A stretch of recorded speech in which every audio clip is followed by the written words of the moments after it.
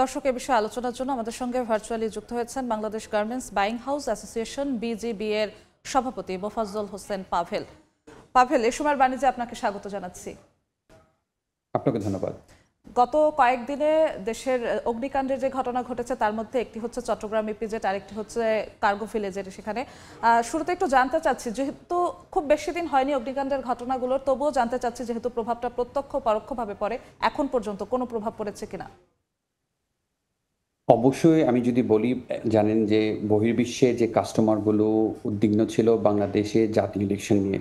আসলেই আপনি দেখেন, যেহেতু একটা পলিটিক্যাল মুভমেন্টের পরবর্তীতে আসলে ইলেকশনটা হতে যাচ্ছে, এই উদ্বিগ্নের মাঝে কিন্তু একটা এডিশনাল বাড়তি চাপ, সেটা হচ্ছে আমাদের দেশের এই নিরাপত্তা অভাব নিয়ে। এটা গার্মেন্ট ইন্ডাস্ট্রিতে যেভাবে অগ্নি পরপর একটা মিরপুরে হলো, চিটাগং ইপিজেডের মধ্যে হলো, আরেকটা সবচেয়ে একটা এয়ারপোর্টের মধ্যে যেখানে সবচেয়ে নিরাপত্তা একটা জায়গা থাকার কথা ছিল। আসলে ওভারঅল নিয়ে কাস্টমাররা খুবই উদ্বিগ্ন নিরাপত্তা সংক্রান্ত নিয়ে। কারণ আপনি জানেন এই মুহূর্তে কিন্তু তারা আগামীর এপ্রিল, মে, জুন ডেলিভারির অর্ডার প্লেসমেন্টগুলোর সময় এই একটা ভালো সময়ের মধ্যে এই আগুন নিয়ে অথবা নিরাপত্তাহীনতা নিয়ে কাস্টমারদেরকে অনেক উদ্বিগ্ন করছেন। তো আমার মনে হয় এটার বড় একটা ইম্প্যাক্ট আমরা দেখতে পারবো আপনার যখন আমরা এই বছরের 25-26-এর সেলসগুলো যখন হবে এপ্রিল, মে, জুন, জুলাই, এই সময় আমরা বড় একটা ইম্প্যাক্ট দেখতে পারবো।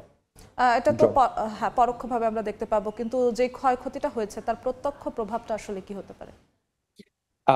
এর ক্ষয়ক্ষতি তো একটা ম্যাসিভ আকারে, যেটা আমরা এই মুহূর্তে যে বলুক না কেন, মানে 250 মিলিয়ন অথবা একটা নাম্বার যেই বলুক না কেন, এটার ইম্প্যাক্টটা কিন্তু অনেক বেশি। আপনি দেখেছেন যে হয়তোবা একটা ছোট্ট একটা ফ্যাব্রিকের লট অথবা মিসিং হয়ে গেছে, তো ট্রিমস সেটা হইতে পারে সম্পূর্ণ, অথবা ধরেন $1000 একটা অথবা $500। কিন্তু এই $500 কারণে কিন্তু আমি হয়তোবা একটা $5 লাখ অর্ডার হারিয়ে ফেলেছি। তাহলে আল্টিমেটলি কিন্তু এই যেই ক্ষতিটা হয়েছে এই টোটাল ম্যাটেরিয়ালস এর উপরে, এখানে ইন্ডাস্ট্রি স্পেশালি আর&বি সেক্টরের এই ক্ষতিটার কিন্তু 100 টাইমস মোর অ্যাকচুয়ালি ইম্প্যাক্টটা কিন্তু আমাদের এক্সপোর্টের মধ্যে পড়বে। সো আমার আমার কিন্তু শুধুমাত্র এই যে ম্যাটেরিয়ালস অথবা যতটুকু পড়ছে এটা দিয়ে বিচার করলে কিন্তু হবে না। আমাদের এই বড় একটা ইম্প্যাক্ট হচ্ছে অর্ডার ইম্প্যাক্টগুলো পড়বে, যেটা আমি অন টাইমে স্যাম্পলগুলো না পাঠাতে পারলে আমি কিন্তু অর্ডারগুলো পাচ্ছি না। অথবা যে অর্ডারগুলোর এটা ইম্প্যাক্ট করবে এয়ার ফ্রেট, এটা ইম্প্যাক্ট করবে কাস্টমারের যে insecurity of getting the order on time. তো আমরা কিন্তু ম্যাসিভলি এটার কিন্তু একটা ইম্প্যাক্ট আমরা দেখতে পারবো। জি। এই অগ্নিকাণ্ডের আগে যদি বলি, রানা প্লাজা দুর্ঘটনার পরে কিন্তু পোশাক কারখানা তেমন কোনো বড় ধরনের ধাক্কা খেতে আমরা দেখিনি। তো এখন পরপর চট্টগ্রাম ইপিজেড এবং বিমানবন্দরের কার্গো ভিলেজের ঘটনার পরে আপনাদের আসলে কোনো উদ্বেগের জায়গা তৈরি হচ্ছে কিনা ভবিষ্যৎ নিয়ে? হ্যাঁ, আমরা ভবিষ্যৎ নিয়ে আসলে উদ্বিগ্ন। কারণ হচ্ছে এই কনসিকিউটিভ যে ধাক্কাগুলো হচ্ছে, এইটা নিয়ে কাস্টমার কিন্তু আসলে আপনি যদি বলেন যে তাদের মনোভাব কিন্তু অর্ডার প্লেসমেন্ট কিন্তু এক জায়গায় নেই। তারা এখন অন্য কান্ট্রি সোর্স করছে কিন্তু। আল্টিমেটলি আমাদের যদি আপনি দেখেন যে এখন কিন্তু এক্সপোর্টের যদি ট্রেন্ডিং দেখেন যে গত মাস যেভাবে মাইনাসের দিকে ট্রেন্ডিং করছেন, এখন এটা যদি ধারাবাহিকতা ঠিক থাকেন এবং আমাদের কম্পিটিটিভ কান্ট্রিগুলো এই সুযোগটা কিন্তু লুফে নিচ্ছেন এবং এই সুযোগে বাইরের দিকে বেশি প্রমোট করছেন।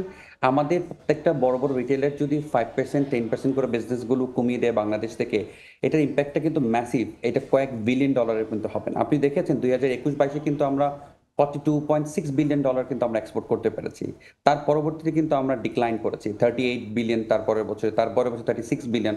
আমরা গত বছরে কিন্তু 39.3 বিলিয়নের মতো এক্সপোর্ট করতে পেরেছি। কিন্তু আমরা কিন্তু খুবই শঙ্কিত, যেহেতু আমাদের 44.6 বিলিয়নের মতো একটা আমাদের গোল আছে আমাদের ইন্টারিম গভর্নমেন্ট কাছ থেকে। বাট ওভারঅল সিচুয়েশন নিয়ে কাস্টমারের যে একটা শঙ্কা বাংলাদেশের উপরে, আসলে বাংলাদেশের নিরাপত্তার এই সেক্টর নিরাপত্তার উপরে তারা কি অন টাইমে গুডসগুলো পাবে কিনা, সেই নিয়ে আমার একটা বড় শঙ্কা রয়ে গেছে। আমি মনে করি এই সংখ্যা থেকে বের হয়ে আসতে গেলে আমাদের ইমিডিয়েট অ্যাকশন যদি আমরা না নিই, তাহলে আমরা বছর শেষে গিয়ে যখন নাম্বারটা দেখবো টোটাল এক্সপোর্ট আনার পর, তার মধ্যে কিন্তু রিফ্লেক্ট আসবে যে কেন আমাদের নেগেটিভ ট্রেন্ডিং হয়। জি। জনাব পাভেল, বিজিএমইএ এর তরফ থেকে একটা জরুরি বিজ্ঞপ্তি জানানো হয়েছে, দেয়া হয়েছে, সতর্কতা অবলম্বন করা হয়েছে আপনাদের তরফ থেকে। বিজিএমইএ দেখছিলাম আমরা কিছুদিন আগে সংবাদ সম্মেলনে বলছিল যে আপনাদেরকে তারা পাশে চায়। আপনাদের তরফ থেকে পদক্ষেপটা আসলে কি হচ্ছে বা হবে? আমরা আমরা আমাদের পক্ষ থেকে আমরা যেটা করছি কাস্টমারদেরকে বোঝানোর চেষ্টা করছি যে এইটা হচ্ছে টেম্পোরারি একটা ইস্যু হয়ে গেছে যেটা government they are very much serious এবং তারা অনেকগুলো স্টেপ নিয়েছে। আমরা আমাদের বিভিন্ন চ্যানেল থেকে সকল মেম্বারের মাধ্যমে কাস্টমারদের কাছে মেসেজগুলো দেওয়ার চেষ্টা করছি এবং তারা যে শঙ্কিত আগামীতে আরও প্রবলেম হবে কিনা, কনজিকিউটিভ আরও প্রবলেম হবে কিনা সে বিষয়গুলো চেষ্টা করছি। পাশাপাশি আমাদের ফ্যাক্টরিগুলো যেখানে আছেন কিভাবে আমরা প্রোঅ্যাক্টিভলি কি কাজগুলো করতে পারি একটা জয়েন্ট এফোর্ট মাধ্যমে আমরা অটো বিজিবির সাথে খুব শীঘ্রই আমরা একটা মিটিং করতে যাচ্ছি। বাবু ভাই বিজিবি প্রেসিডেন্ট দেশের বাইরে থেকে আসার পরবর্তীতে যেখানে মিটিং করার পরবর্তীতে আমরা কিভাবে বিকেএমই বিজিএমই বিটিএমই নিয়ে একটা আমরা ঠিক আপনি আমার 2 তারিখে আমরা একটা প্রেস কনফারেন্স করতে যাচ্ছি ওভারঅল ইন্ডাস্ট্রি নিয়ে আমাদের রোড ম্যাপটা কি হবে। কারণ আমরা যখন দেখছি যে কনজিকিউটিভ যে একটার পর একটা আমার অ্যাটাক হচ্ছে যে ইন্ডাস্ট্রির উপরে, আসলে কি আপনি দেখেন একটা চক্রান্ত কিন্তু চলছে এই ইন্ডাস্ট্রিটাকে কিভাবে ধ্বংস করার জন্য। আমরা যদি সবাই মিলে যদি একসাথে কাজ করতে না পারি তাহলে কিন্তু এই ইন্ডাস্ট্রিকে বাঁচিয়ে রাখাটা অথবা এটা গ্রোথ নিয়ে চিন্তা করাটা কিন্তু ডিফিকাল্ট হয়ে যাবে। তো আমাদের বিজিবির পক্ষ থেকে আমরা বিভিন্ন অ্যাসোসিয়েশনের মেম্বারদের সাথে স্টেক হোল্ডারদের সাথে আমরা কন্টিনিউয়াস যোগাযোগ রাখছি একসাথে কাজ করে এই ক্রান্তি লগ্ন থেকে মোকাবেলা করে সামনের দিকে এগিয়ে যাওয়ার জন্য। জি, আপনি চক্রান্তের কথা বলছিলেন। বাংলাদেশে এখন যতগুলো পোশাক কারখানা রয়েছে তার বেশিরভাগই লিড সার্টিফাইড, আমরা জানি পরিবেশ বান্ধব এবং নিরাপত্তা নিশ্চিত তাদের প্রায় শতভাগ করা যায়, বেশি করা আছে আমরা জানি। তো সেক্ষেত্রে আসলে এই অগ্নিকাণ্ডগুলোতে চক্রান্তের আভাস আপনারা পাচ্ছেন, তো ভবিষ্যতেও কোনো চক্রান্তের আভাস পাচ্ছেন? হ্যাঁ, অবশ্যই। কারণ আসলে যে একটা গোষ্ঠী, একটা দল যেভাবে ইন্ডাস্ট্রিকে নিচে ফেলার জন্য যেভাবে কাজ করছেন সেটা কিন্তু থেমে যাবে না।